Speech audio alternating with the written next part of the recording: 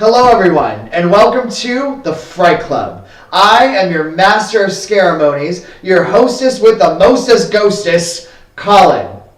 So here at the Fright Club, we talk, review, and rate anything horror. Remember the 3 rules of Fright Club. Submit your idea of movies we should review and rate and talk about. Subscribe and share. And the 3rd rule, talk about the Fright Club. I hope you watched last week's episode. We had a blast making it here at the Fright Club. In honor of the passing of Easter, I wanted to give you guys a little Easter horror-related episode. So here's a little scary fact for you. A Sumerian goddess by the name of Easter was hung naked on a stake to where later she died, and she was actually resurrected from the underworld. And that gives you an idea of where the resurrection idea originally emanated from. Just a little something to put food for thought, so they say. I hope you guys had a great Easter, and what I would like to do right now is actually show you guys some pretty scary Easter-related photos, just in case you had one of those childhoods. Alright guys, so here's our first photo. Now if you notice, this is a one of those bunny suits that was definitely made from home, maybe in the 5-cent bin. But I'm not so much worried about the Easter bunny. I'm more worried about how much that child looks like the Easter bunny. This is the reason why we don't use forceps anymore. And our next one, this was actually one of my favorites. A lot of it is because it looks like the Easter Bunny is actually taking these children down to its lair. It's one of my favorite moments because they're all just kind of like, "No, don't take me!" And he's just kind of like, "No, I have glasses, I'm friendly." So on to our next photo, you can see the one girl who's crying is terrified, while the girl smiling clearly has Stockholm Syndrome. What terrifies me more about this next photo is that child is actually rather large. The scariest part is that bunny looks like Shaquille O'Neal in a bunny outfit and the president's chambers, all the flags in the background. The bunny looks like he's about 12 feet tall, and that child is his own little Easter basket. And finally, our last photo. Is this in Germany? Because clearly that Easter bunny looks related to Krampus. It also looks like it's going to suck the soul out of you. It also looks like it's going to eat that child. It also looks like hell. Alright, so now on to my Easter-related horror movies for you. So I'm not really going to rate them. I just think these are some feel-good movies that everyone should really go out and see.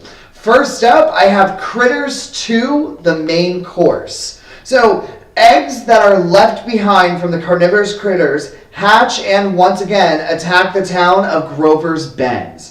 Okay, so if you guys haven't seen this movie, I honestly have no idea what you're doing. It's an 80s classic.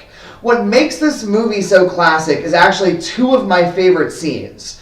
One of my favorites is when you have the Easter Bunny going around town laying out little Easter eggs. And then all of a sudden the critters attack and they're in his outfit and they're eating him from the inside, all while the kids get to watch and find his body. And then the second most important scene is when the critters go into one giant ball and they roll down the hill at Grover's Bend and eat a whole bunch of people. It's kind of like a horror movie version of Indiana Jones and the Boulder. Genius. So if you guys have never seen the Critters franchise itself, this movie is actually a couple of months after the first one. And fun fact, the third one actually stars Leonardo DiCaprio, one of his first films. So this movie is just a feel-good movie. It makes me feel all kinds of things when I think of Critters. It's part of my childhood, so I highly recommend go out, see it, review it, talk about it. So the next movie that I have is, it's actually currently available on Netflix for the streaming. It's called Holidays. This is an anthology-inspired movie with little stories about each and every single holiday that happens, including Valentine's Day, President's Day, and of course, Easter. So the story doesn't really revolve a little too much around the narrative and talking and this and that. It's really all about a little girl who hears someone in her house. And what she sees is probably one of the scariest things that I could actually think of. It's some sort of Easter Bunny Jesus hybrid. And if you want a better idea of what I'm talking about, then you actually have to go out and see this movie. It's on your Netflix. It's there. It's readily available. It's called Holidays. And it's actually one of the best anthology series that I've actually ever seen.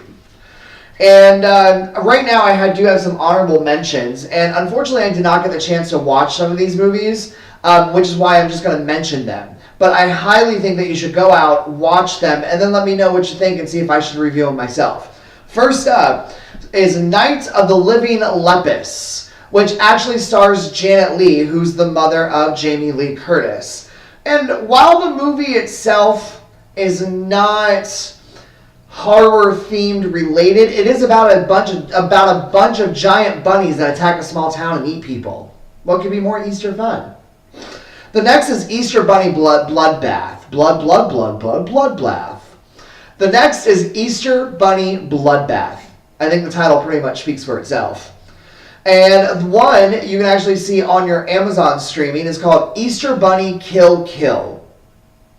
And last but not least is actually a trilogy. It's called the Bunnyman Massacre. The first one is called Bunnyman. The second one is called the Bunnyman Massacre. And the third one is called the Bunnyman Massacre Part 2, I believe.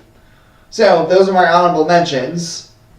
Okay guys, so we're going to go ahead and keep the ball rolling over here. The next film I want to talk about is a film you can actually find on your Shudder streaming device. It is called Found Footage 3D.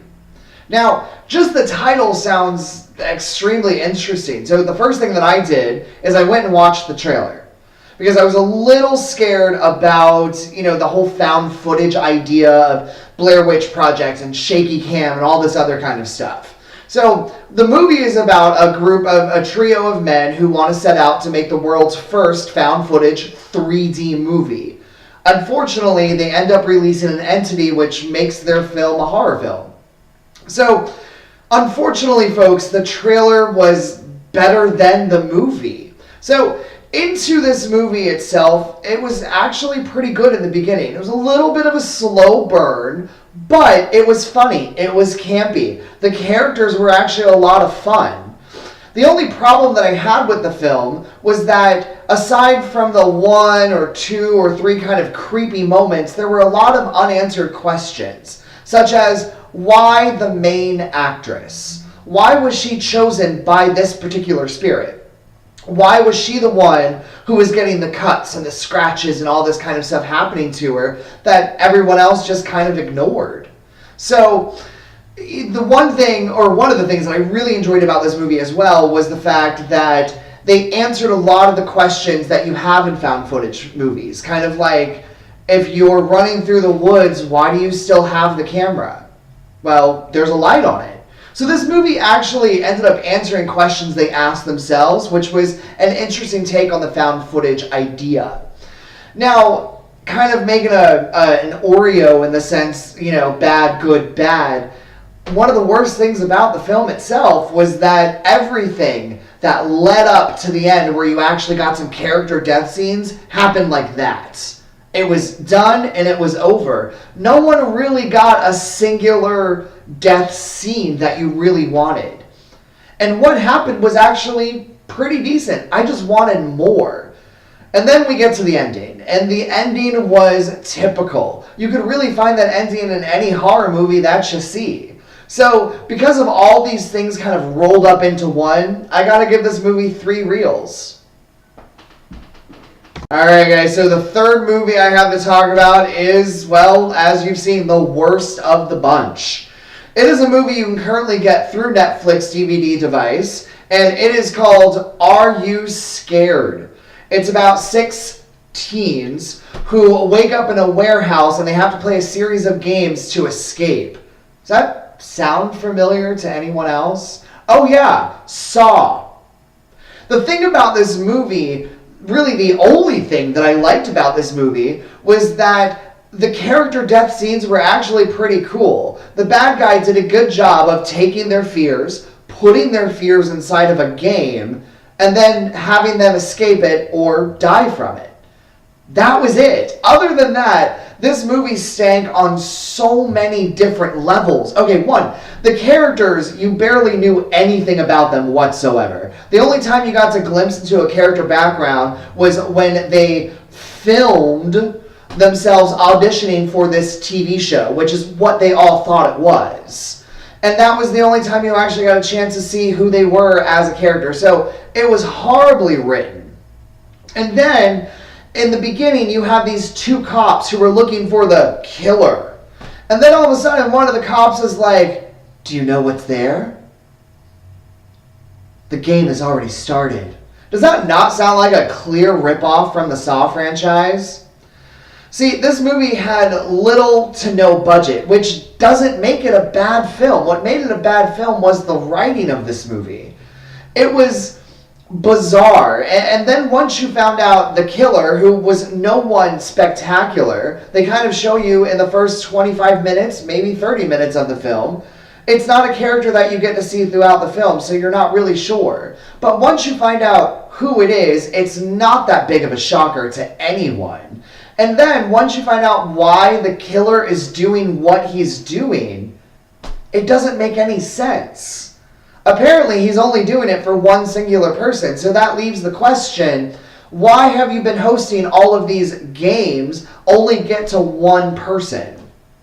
And then, unfortunately, someone thought this movie was so spectacular that they were going to make a sequel out of it. Now, at the end of the movie, they do leave it open for a sequel, so I thought, I'll watch the sequel.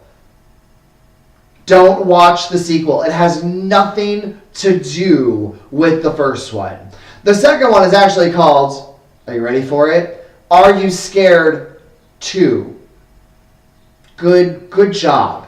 Now, it's about a whole bunch of geocachers who go into an abandoned building and all of a sudden they're picked off by some guy with a machete and a mask and then a leather outfit. It's very much Texas Chainsaw Massacre meets Friday the 13th. Very bizarre, very weird, had absolutely nothing to do with the first film. So, with all of these horrible things that happen in this film, the writing, the acting, the budget, the very basic plot that was, stolen, because it came out in 2006, I gotta give this movie half a reel, if that. You know what? I'll give it one reel. Just because the death scenes were pretty cool.